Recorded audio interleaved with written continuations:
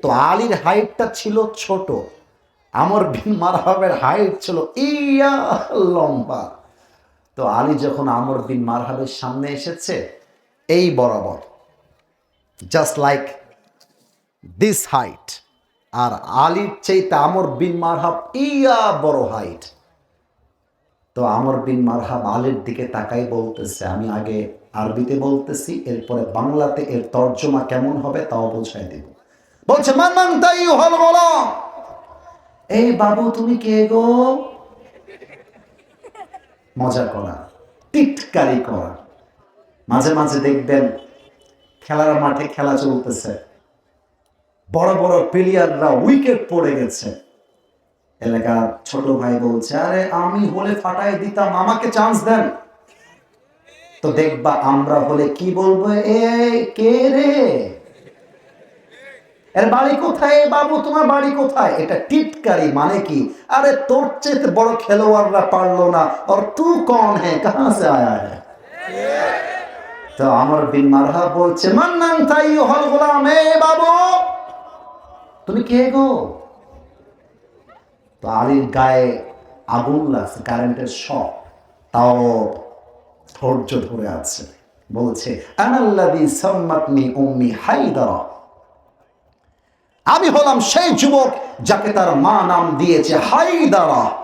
হায়দারা মানে হচ্ছে এমন এক সিংহ, যখন সে জঙ্গলে অ্যাটাক করতে যায়, তার হরিণটা তার শিকারে না আসা পর্যন্ত তার অ্যাটাক থেমে যায় না, আক্রমণ থেমে যায় না, তাকেই বলা হয় হায়দারা। আল্লাহু আকবার। এবার আমর বিন মারহাব সুরটা চেঞ্জ করেছে, বলছে, ও তাই তুমি সেই সিংহ? টিটকারি মারতেছে। তো বলছে, আরে বেটা তোর উপাধি জিজ্ঞেস করি নাই রে, তোর আসল নাম কি তাই বল। আলী বলছে, ইসমি আলী, আমার আসল নাম হলো আলী। হ্যাঁ আলী? আনতা আলী বিন আব্দুল মুত্তালিব। কি রে বাবা, তোমার বাবার নাম কি আব্দুল মুত্তালিব? বলছে, নো, আনা আলী বিন আবি তালিব, ওইটা আমার দাদার নাম, আমার বাপের নাম হচ্ছে আবু তালেব।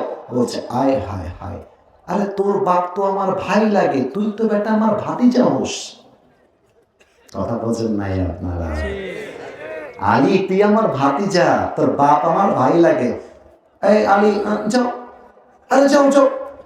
ফাইন্নী লা উকাতিলু সিবিয়ান, আমি বাচ্চাদের গায়ে হাত তুলি না। এটা আমর বিন মারহাব আলীকে বলছে। এবার আলীর রক্ত গরম হয়ে গেছে। আরে বেটা তুই বাচ্চা কাকে বলিস? আয় না একবার যুদ্ধ করতে আমার সাথে, তোর কল্লায় এমন একটা আঘাত দিব, তোর কল্লা 40 হাত দূরে গিয়ে পড়বে। আল্লাহু আকবার। এবার আমর বিন মারহাবের গায়ের মধ্যে কাটা লাগছে। বলছে, তোর সাহস তো কম নয়, তুই আমাকে মারবি? আয় আয় দেখি কে পারে। এবার আলী রাদিয়াল্লাহু তাআলা আনহু এক বড় দামি কথা বলেছে, খুব দামি কথা, যেটা আমি আপনি হলে কখনো বলতে পারতাম না। আচ্ছা, তার আগে একটা প্রশ্ন করি, যদি আপনারা স্বৈরাচারের দালাল না হন, যদি আপনারা জালেমের পক্ষের লোক না হন, আমাকে উত্তর দেন। রংপুরে যে যুবক তার 2 হাতটা এভাবে পেতে দিয়ে বুকে গুলি খেয়ে শহীদ হয়েছে, যুবকটার নাম কি ছিল? এখান থেকে 10 থেকে 12 কিলোমিটার দূরত্বেই হয়তোবা তার বাড়ি। এই দিনাজপুরের নবাবগঞ্জের ভাইরা, শহীদ আবু সাঈদ রংপুরের শহরে যখন আন্দোলন করতে বের হয়েছিল, কথা যেন আস্তে উত্তর না আসে। শহীদ আবু সাঈদ রাস্তায় বের হয়ে কারো বুকে গুলি করেছিল না, কারো পেটে চাকু চালিয়েছিল? তাহলে আপনারা আমার ভাইয়ের বুকে গুলি চালালেন কেন? এটা আমার জাতির কাছে প্রশ্ন। কেন বললেন গুলি? তার মানে কি, আমরা কাউকে হাত বাড়িয়ে মারতে চাই না, কিন্তু যে হাত আমাদের উপরে উঠবে সে হাতকে আমরা ভেঙে করে দিব। আমার দিনাজপুরে আলী বলছে, আমর বিন মারহাব শোনো, আমি একজন মুসলমান। ইসলাম ধর্মের অ্যাটাকটা হচ্ছে ডিফেন্স অ্যাটাক, ফার্স্ট অ্যাটাক নয়। আই রিপিট এগেইন, ইসলামের নেচারটা হচ্ছে আপনাকে আমি মারবো তা নয়। আপনি যদি আমাকে মারেন আপনাকে প্রতিহত করবার জন্য যা করতে হয় আমি তাই করব, এটার নামই ইসলাম। ঠিক কিনা বলেন? আলী বলছে, আমর বিন মারহাব, তোর বুকে পাটা থাকলে তুই আমাকে মার। এবার আমর বিন মারহাব 2 ধাপ পেছনে গিয়েছে। 2 legs are attached together, 2টা পাকে একসাথে করেছে। আচ্ছা, তরবারির যে বোতলটা বলেছিলাম এক্সাম্পল হিসেবে, এই বোতলটা নিলাম, এটা তরবারি উদাহরণ হিসেবে। আমর বিন মারহাব পেছনে গিয়ে 2টা পা একসাথে করে একটা লাফ দিয়েছে, আর তরবারিটা সামনের দিক থেকে নিয়ে পেছনে নিয়ে আলীর ডান কাঁধে এক বিশাল আঘাত দিয়েছে। আর আলী তার জুলফিকারটা তুলে চিৎকার দিয়ে বলছে, হাসবুনাল্লাহু ওয়া নি'মাল ওয়াকিল, নি'মাল মাওলা ওয়া নি'মান নাসির। যে আঘাতে আলীর পুরো দেহটা 2 আধখান হয়ে যাবে, আলীর তাওয়াক্কুলের জন্য তার গা আলাদা হবে তো দূরের কথা, ওই আঘাতটা আলীর জামা পর্যন্ত স্পর্শ করতে পারে না। এবার আলী বলছে, আমর বিন মারহাব, এবার তুই রেডি হয়ে যা, এবার তুই রেডি হ।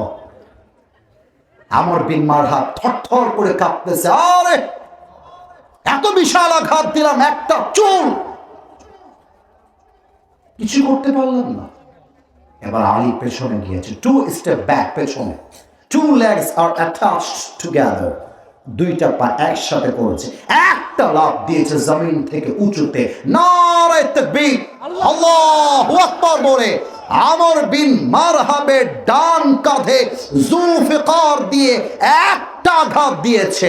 আমর বিন মারহাব তার ঢাল দিয়ে তরবারির আঘাতকে ডিফেন্স অ্যাটাক করতে গেছে, কিন্তু আলীর আঘাতে এত জোর ছিল, একটা আঘাতে আমর বিন মারহাবের ঢালটা ভেঙ্গে 2 টুকরো হয়ে পুরো আমর বিন মারহাবের দেহটা এক কোপে 2 দিকে আলাদা হয়ে ছিটকে পড়ে গিয়েছে। কাকে বলে তাওয়াক্কুল? কাকে বলে আল্লাহর উপরে ভরসা? আমার সামনে টেবিল না থাকলে আজকে আমি দেখাই দিতাম আলী রাদিয়াল্লাহু তাআলা আনহু কি করেছিলেন। 2টা দেহটা কেটে গেছে, আলী রাদিয়াল্লাহু তাআলা আনহু লাথি মেরে মেরে 2টা দেহকে একসাথে করেছে।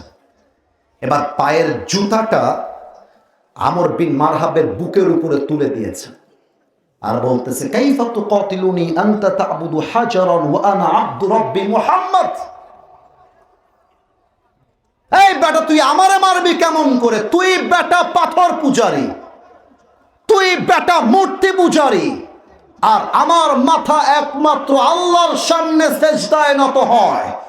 আমার তাওয়াক্কুলের জায়গা পাথর নয়, মূর্তি নয়, আমার আল্লাহ।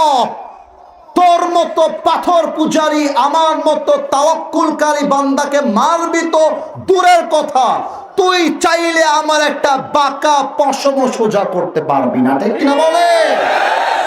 এটাই হচ্ছে মুসলমানদের ইমানি পাওয়ার, তাওয়াক্কুলের পাওয়ার। শহীদ ওসমান হাদি দেখেন তো, কত বড় কলিজা, হাজার হাজার মানুষের সামনে দাঁড়িয়ে দাঁড়িয়ে বাতিলদের বিরুদ্ধে কথা বলেছে। আমার ভাইকে গুলি করে তারা নাকি ভারতে পালিয়ে গিয়েছে। কথা বললে তো কথা বের হয়। অনেকে বলে ভারত নাকি বাংলাদেশের বন্ধু। তো ভারত যদি বাংলাদেশের বন্ধু হয়, ওসমান হাদির খুনিকে ফিরায় দেন, ভারতকে আমরাও ভালোবাসবো দিনাজপুরের ভাইরা, তাই না বলে? অনেক রাজনৈতিক ব্যক্তিবর্গরা এটাকে ধামা চাপা দিতে চান, বিভিন্ন কথা বলে এটাকে নড়চড় করতে চান, কিন্তু আমি বলে দিয়ে গেলাম, বাংলার যুবকরা বেঁচে থাকতে ওসমান হাদির খুনের বিচার যতদিন পর্যন্ত দাদা হবে, এই যুবকদের আন্দোলন থামে নাই, কিয়ামত পর্যন্ত থামবে না। ঠিক কিনা বলে? আমার দাবি হলো, ওসমান হাদিকে খুন করে যারা পালিয়ে গিয়েছে, আল্লাহর কোরআন দিয়ে বিচার করতে হবে।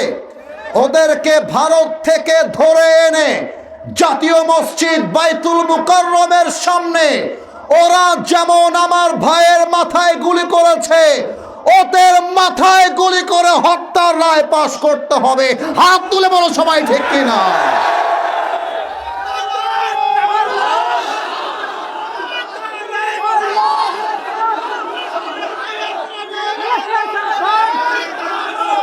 আমার সঙ্গে তাকবীর দেন, নারে তাকবীর। আপনারা অনেকে দেখেছেন আমার কোনো একটা মাহফিলে আমাকে বাধা দেওয়া হয়েছিল। কসম করে বলছি, এক কসম, ওয়াল্লাহি বিল্লাহি তাল্লাহি, আগামীর পার্লামেন্ট কোন প্রকার ব্রিটিশ আইন দিয়ে নয়, গণতান্ত্রিক আইন দিয়ে নয়। আগামীর পার্লামেন্ট চলবে আল্লাহর কোরআনের সংবিধান দিয়ে। এই কথা বলার জন্য নেতা আমাকে বললেন এই ওয়াজ চলবে না, এটা নাকি রাজনৈতিক ওয়াজ। আমি সঙ্গে সঙ্গে রিপ্লাই দিয়ে বললাম, আল কোরআন দিয়ে দেশ চলবে এটা কোনো ব্যক্তি কেন্দ্রিক দাবি নয়, এটা 18 কোটি মুসলমানদের দাবি যে আগামীর পার্লামেন্ট চলবে আল্লাহর কোরআনের আইন দিয়ে। দিনাজপুরের ভাইরা আমার, এবং আমি স্পষ্ট ভাষায় সেদিন বলেছিলাম, যারা আমাকে চেনেন, যারা আমাকে দেখেন, তারা হয়তোবা দেখেছেন, আমি স্পষ্ট ভাষায় বলেছি, যেই নেতা স্টেজে উঠে বলবে আল কোরআন দিয়ে দেশ চলবে, এটা আমি সহ্য করতে পারবো না। এমন নেতাকে স্টেজ থেকে জুতার পিটা দিয়ে নামায় দেওয়া লাগবে। দিনাজপুরের ভাই, আমরা আর ভয় করে বাঁচতে চাই না। ওসমান হাদি শিখিয়ে দিয়ে গিয়েছে, রাস্তায় গুলি খেয়ে মরলেও কবরে যাওয়া, বাসায় এসির তলে মরলেও কিন্তু কবরেই তোমার জায়গা হবে। অতএব বাঁচলে আমরা গাজী হয়ে বাঁচতে চাই, মরলে আমরা শহীদ মৃত্যুবরণ করতে চাই। ঠিক কিনা বলো? নারে তাকবীর।